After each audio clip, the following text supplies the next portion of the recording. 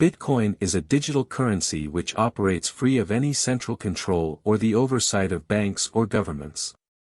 Instead, it relies on peer-to-peer software and cryptography.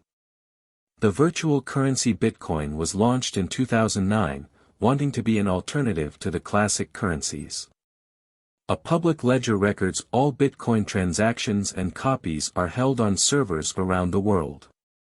Anyone with a spare computer can set up one of these servers, known as a node. Consensus on who owns which coins is reached cryptographically across these nodes rather than relying on a central source of trust like a bank. Every transaction is publicly broadcast to the network and shared from node to node. Every 10 minutes or so these transactions are collected together by miners into a group called a block and added permanently to the blockchain. This is the definitive account book of Bitcoin. In much the same way you would keep traditional coins in a physical wallet, virtual currencies are held in digital wallets and can be accessed from client software or a range of online and hardware tools.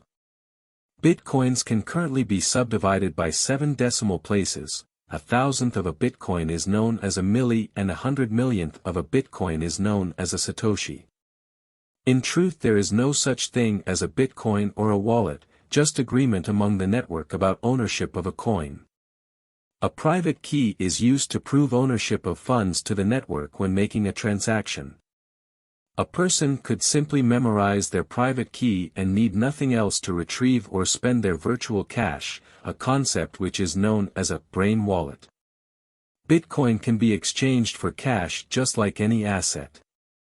There are numerous cryptocurrency exchanges online where people can do this, but transactions can also be carried out in person or over any communications platform, allowing even small businesses to accept Bitcoin. There is no official mechanism built into Bitcoin to convert to another currency. Nothing inherently valuable underpins the Bitcoin network. But this is true for many of the world's most stable national currencies since leaving the gold standard, such as the US dollar and UK pound. Bitcoin was created as a way for people to send money over the internet.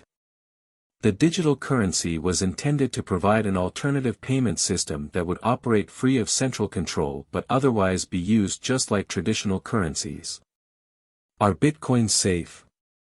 The cryptography behind Bitcoin is based on the SHA-256 algorithm designed by the US National Security Agency. Cracking this is, for all intents and purposes, impossible as there are more possible private keys that would have to be tested, 2256, than there are atoms in the universe, estimated to be somewhere between 1078 to 1082. There have been several high-profile cases of Bitcoin exchanges being hacked and funds being stolen, but these services invariably stored the digital currency on behalf of customers. What was hacked in these cases was the website and not the Bitcoin network. In theory, if an attacker could control more than half of all the Bitcoin nodes in existence, then they could create a consensus that they owned all Bitcoin, and embed that into the blockchain. But as the number of nodes grows, this becomes less practical. A realistic problem is that Bitcoin operates without any central authority. Because of this, anyone making an error with a transaction on their wallet has no recourse. If you accidentally send Bitcoins to the wrong person or lose your password, there is nobody to turn to. Of course, the eventual arrival of practical quantum computing could break it all.